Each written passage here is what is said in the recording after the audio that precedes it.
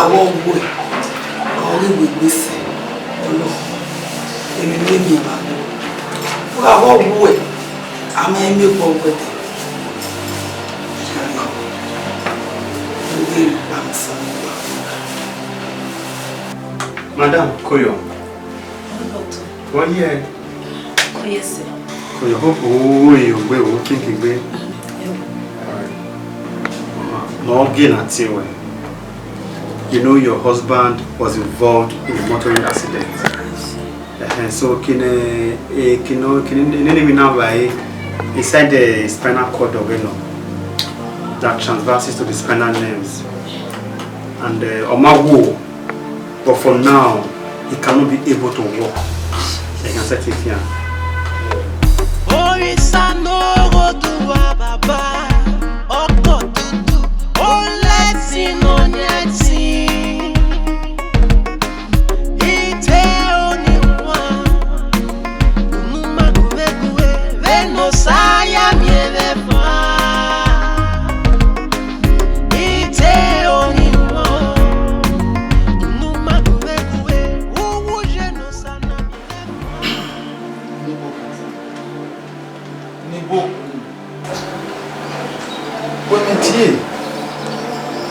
Aga no dena Emma Eyi ni ka lo ni ono na eni na relax Edema men na fie wo ye Uze de gaga ya otani ma bobo Wọ́n no want na egi luwe gbàgbé tu ke mi la ko sun npa Bebe no wuwe ni pepe mo amura mo se mi se so egbe Lọ́kìá Huh? That manage it please. I manage it. So what Emma do 2 times. You know, you manage it. You know.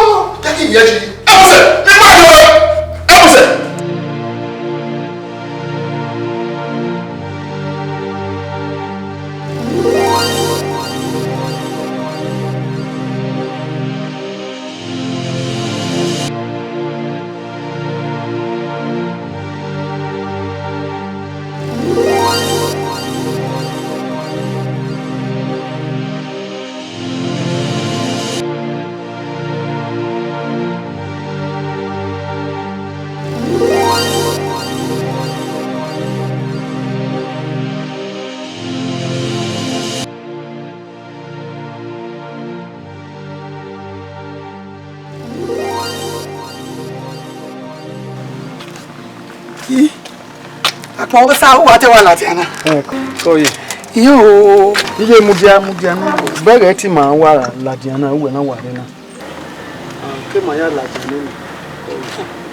Hey, imala ke mi na o. Imaka kama ma o ne family we ro pade gbe ari o wa me. Iku alo, eye me ye nda wo me mare eyan. Ye. Mi no do ayo kan do amu na gwalo. We do ari wa. Ya so dodo mi. Mo Sunday. Akoye se. Yes, you are more. Sunday. Yeah. Egbe pe àwọn Egbe ran ye. Igba mma. Egbe mara won. Egbe. Bangwe. Bangwe Sunday. Wọ́n ti gbé yín ni. Igwe wọn ari owa ya do mi. Mo lo yo kan mu we. O kan me mu we ma lake. Adire ma gbanu ni ni. Obo kun gbe. Owe ni ma ga la wa na. Iwu we ni Sunday yen won mi. Ibi ọmọ. Iye o ni atana. Igwe wọn ari owa. E ya do mi. E ni le ma we ri obojo no ta. Ọ̀hẹ́ o. Rí joboyo. Wa yo ni e mewe ki yo ni atana. We ari owa. E ya do mi. Inu do aja mi mu o kan mi mu we ma lake. Ah. E wa tagele no we de na wa wo ta buja. Ale. O ko mi ya. Iye ìwé manu ari owa. Ìwé a do mi wa. Imi no yo kan mi do mu ileke. Ah, ale le ko gbanu e. Mo ka, mo bio. Iye mo ari owa ma re. Ya, e na je na me ye jugbe be na. Ìwé ari ji ari. Iju kwa me ki. Sunday, o ha wo ni ma la wo. Eri oka Ìwé ari won me. Ya ibi ọmọ yẹn won me. Iye ya do mi. E wo yi me we ari owa. Ya do mi. Wo ru ọ̀nà na. Èmi no la da ru ọ̀nà na ìwé ni kin wo re. Ìwé mi Iwu nu da. Èmi da ko nu la de gbonu kin wo re. Sunday ni mi ari owa. Ni e la wo wa be se be no kan kan. Ojo pa yin no kan kan. Iri owa. Ya ta mi bi ju ẹni kẹyìn. Ibi ya ta mi ẹgbẹ́ mi. Be ta mi gbera. We de Sunday ka egwe ni ma ro pa ge lawo gwa o. No we mi ke na mo wo kan. O kan we ni ma ge lawo gwa. Igu gbe yen o me eyi ma ni bi ọmọ yen o me. Iye ari owa yen ni hu. Ari owa ya do mi. Ma yi de o. Awon mo egui igi de mo. Mo ta nu wa me. Oni be wa kwa lo. Ma me re gba ti me fo yi me mu. Oni ki apa.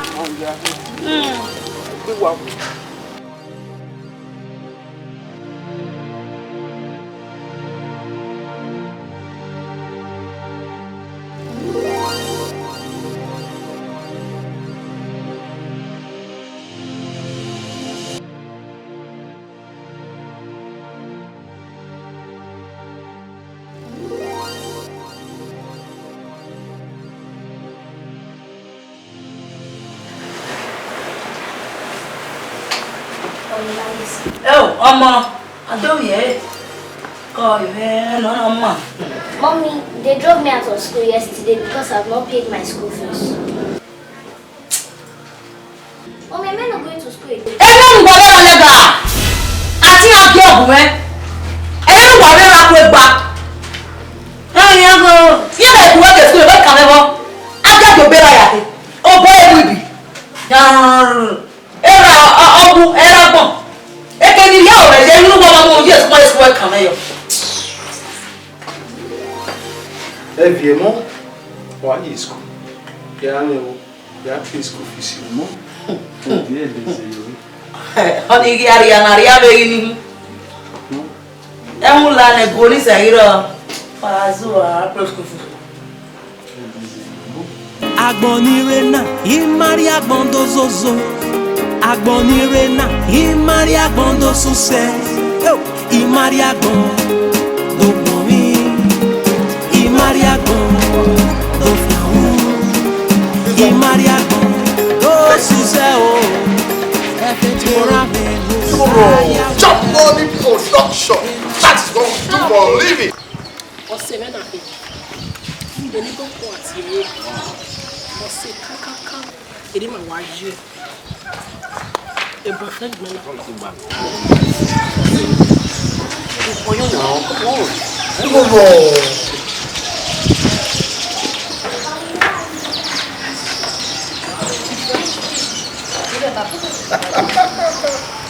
Yay. When we you know, could pick up our music. So come on. Ima you go feel where we are.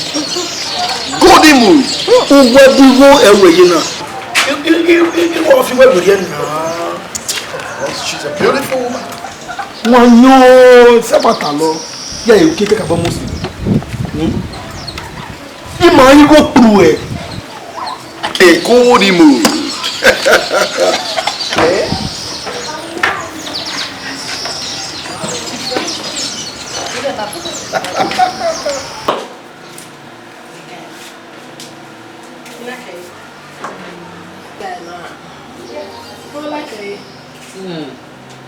Mom, for the past 3 days now, I and my father have not eaten. Why are you like this? You're so wicked. Yamueria. I rap you up, man. Get you want me, me. You can't have vanish your life. You put a hair of what? This is not my mom. Our berra, you are fucking the Luera. Don't have Buba, I Buba.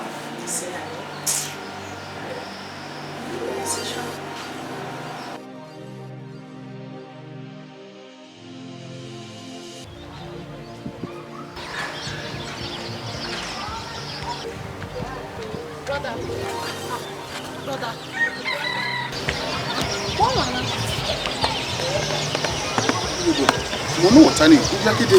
Ya mi re wa ni. Iyobo, ijwe no. Okuri yo wa. For this now, Omalawa, Imamio, ya kle no bage, beso ejo, beso o wa ring. E mwe, beso mwe ya person o yo na go. Oh yeah. Just know I'm confused. I don't understand. Brother, igbe wa be we me. No ya gba iwa re. No we are the keti. Emi no tama me wi ete.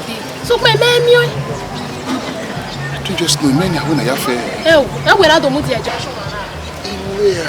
Me ugbe. Ya mu gwa, nu ya tota ho iwo gwa. O re pa. Ya mu gwa ni gwa le ga ri no be no kere when I tell you Mama. Go with Yari, Upa, away. Wow. It didn't see Mama, when my last soul is my egg, than ho. Oto Tera, Niruye, Oto Tera, Niruye. Era to tayori iwe to tayorera mame gogo mame ku mame gogo mame ku. Abege. Wow, what's wrong, man? Daddy, I'm hungry.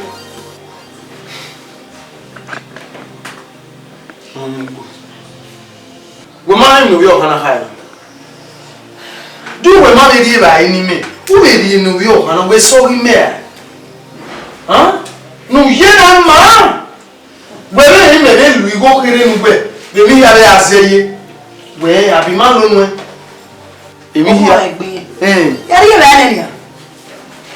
Oh, I know when that time. Oh, what can I be anymore? Yes. What is that already in the we make condition the condition is okay, mine. We be no go we be no. Ready no wo ni yo. Uviogwa. We ni no go yo, we ku no jo. Nu yena. O man. Nu we wa yena. O vele kwa ba. We nu yena. Imagine the better. The new of the when yena o vele kwa. Mom, you are very wicked. Why? Every time there's a book around, I won't dump.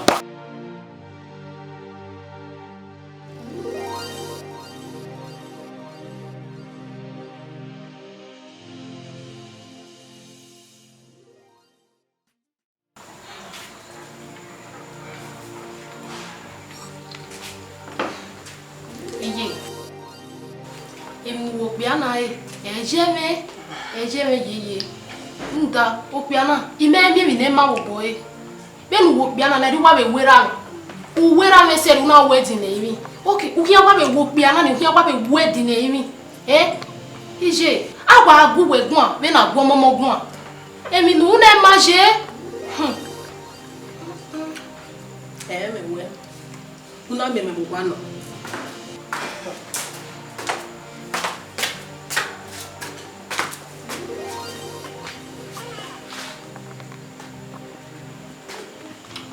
Madame, Edomuna, Tigari Bay. Iyobo, ya mu ka ni yo bomu bere e gwe me say yiwa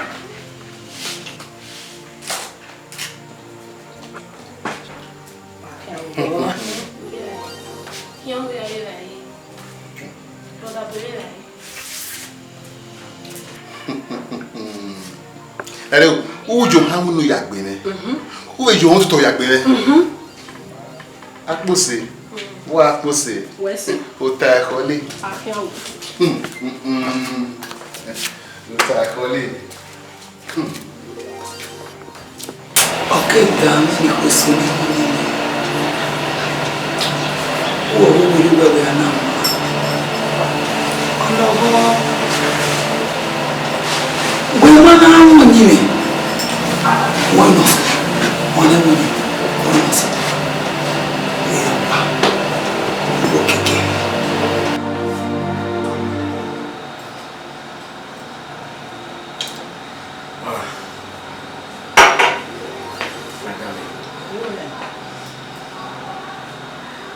I don't just know anything.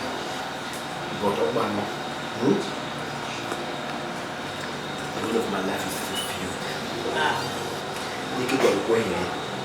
You marry for people like why you delay. You marry because now you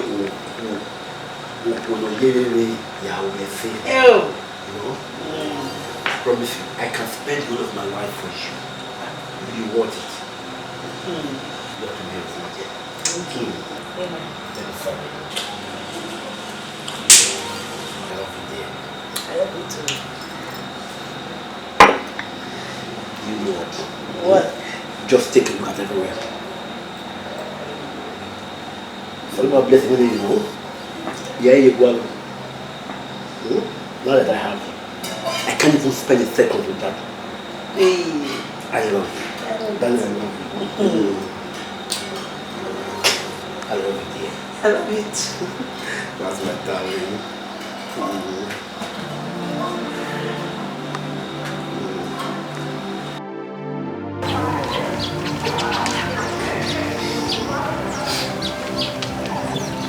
Yeah, yeah.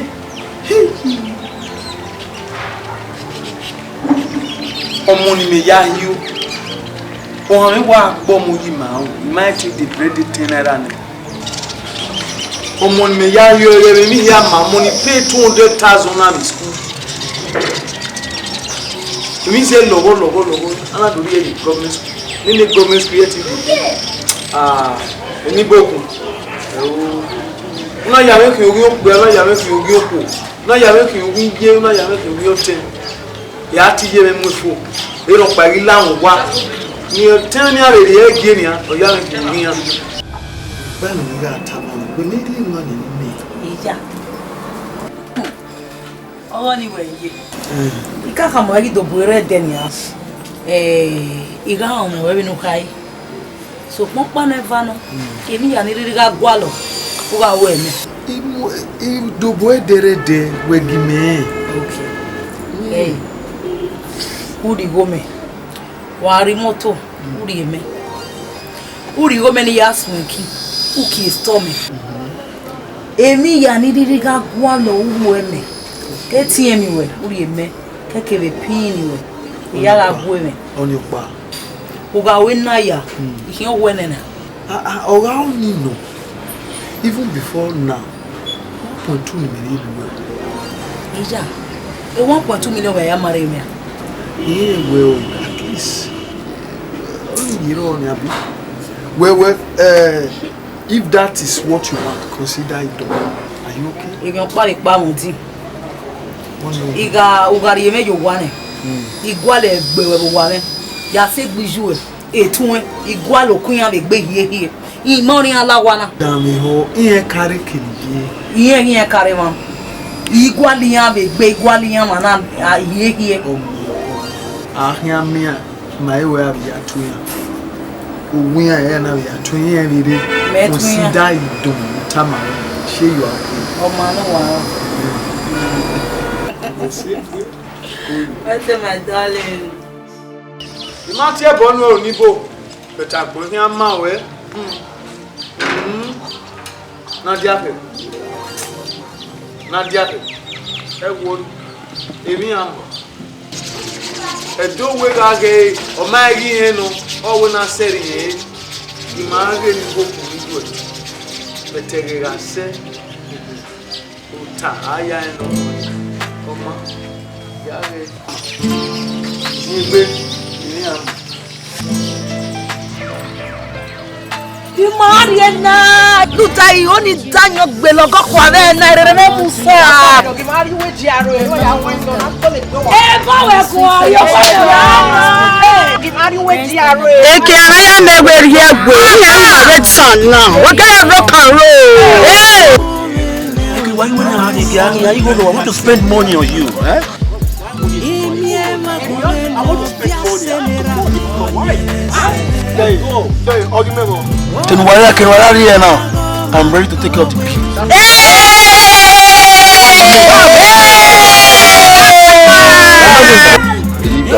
Hey, that's my guy.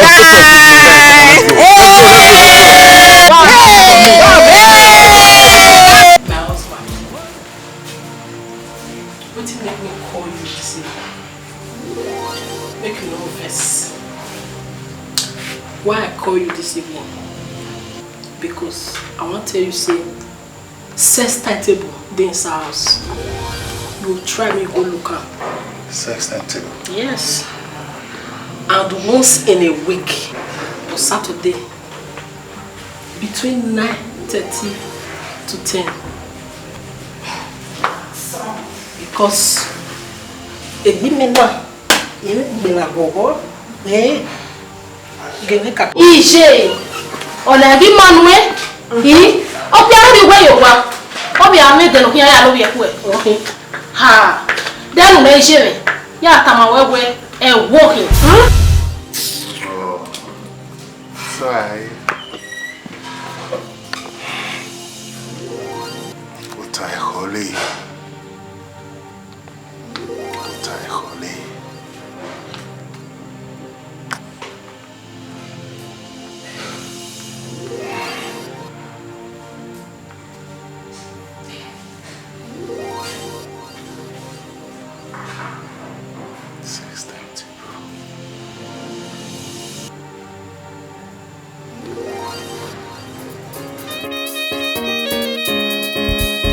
It's JT's the harmonizing producer. Agbonirena, Imari Agbandozozo. Agbonirena, Imari Agbandosuse. Imari Agbandogbonmi. Imari Agbandofiawu. Imari Agbandosuse o. Efekperame lo saya wele o. Enaya se ni netwaye magbon. Imuwahe, osagi otuwa mame. Imuwahe, osagbe morwe. Imuwahe, osawese vekbeme o. Imuwahe, osagi otuwa mame. Imuwahe, osagbe morwe. Imuwahe, osawese vekbeme o. Imuwahe, Imuwahe, abule bobo iwane.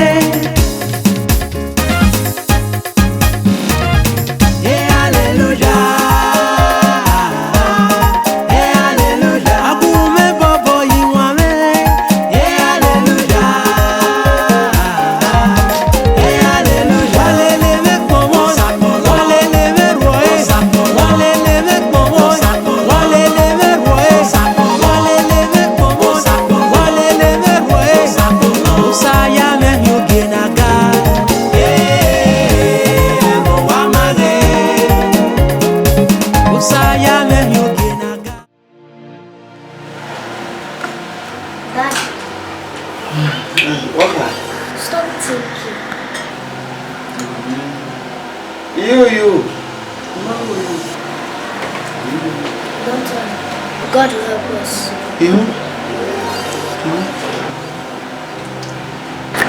I know what to do.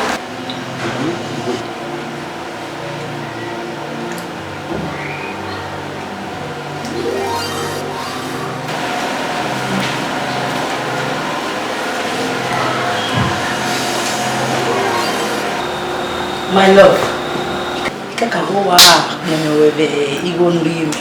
Wesi nani, wesi dani. Wesi. Baby. Okay, can't pass away right now. You are going to be cold and lonely for me. How do you want to stay in this whole house? What are you want to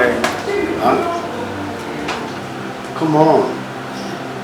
Auntie, you go to work with me. You got what they I promise you. Okay. Anyway, but come on, we have me. Give me. Me I let it papa na.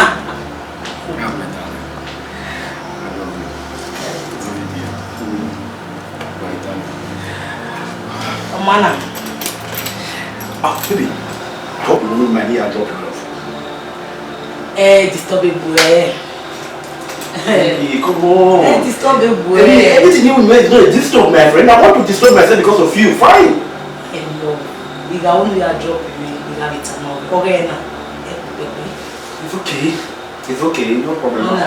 I'm free. Oh, missed it.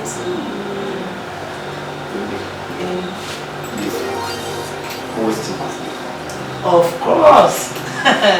And you.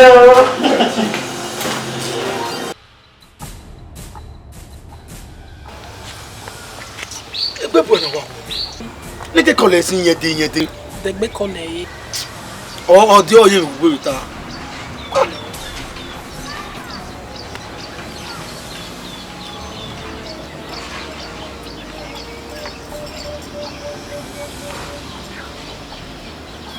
Hello. Vous voyez na welare? Vous pourriez même me ada na me ime ni o. La gege la o la. Ni mata ba, ni di oye bita.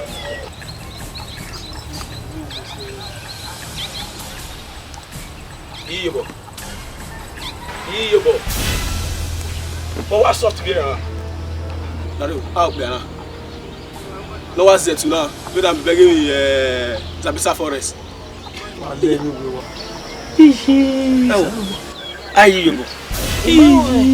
Uma we. Abi boss ne that night. Iyo bo. Eme. Akeodo. Iyo bo. So where you work because that phone. Ishi. Ayi ji yo bo na. Na friend get out of this place. That am na request was one. Eme eruje wo. Eto no mu yun no je eme. Orisa no go to Baba.